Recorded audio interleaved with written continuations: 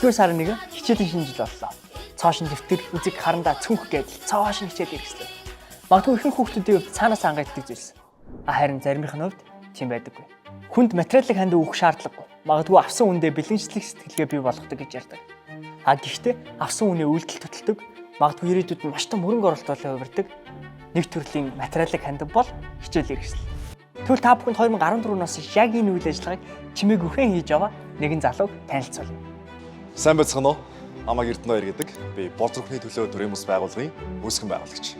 РК найзуудын хамтаар сүүлийн 8 жилийн турш өөрсдөөсөө болон бусад хүмүүс аж ахуй нэгжүүдээс 200 орчим сая төгрөг босгон хүүхдийн баяр шинэ жил 9-р сарын 1 зэрэг хүүхэд бүрийн тэмдэглэлт өдрүүдэд бяцхан зүрхнүүдэд өөрсдөө чадах чинээгээр хайр түгэж байгаа. Энэ жил тэд хичээлийн шинжилтэй холбогдуулан 16 асрамжийн газарт 600 орчим хүүхдүүдэд хичээлийн хэрэгсэл бэлгэлжээ.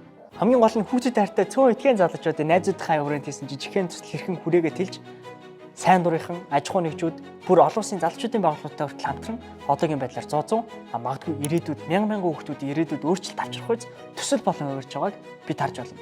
Хүүхдүүдэд чихэр жимс бэлгэлэх нь шүдний өвчнөл бий болгоно. Эдгээр өдөр баяртай байгаад идэд дуусчих юм уу? Харин тэдэнд хичээлийн хэрэгслийг бэлгэлвэл хичээлээ хийхэд нь сурахт нь хөтлөх, дэмжиж өгөх, боловсролыг чанартай хүртэх боломжийг нээж өгч байгаа юм болоо гэж бодож байна. Яг энэ үйлдэлийн аянаараа бид бас бусад хүмүүсийг уриалмаар хүүхдүүдэд бэлгэсэлт идэх зүйлээс илүү чанартай боловсрол олгоход нь туслах иж бүрэн хичээлийн хэрэгслийг бэлгэлдэг байгаасаа сурахт нь төднийг хөтэлдэг байгаасаа гэж хүсэж байна.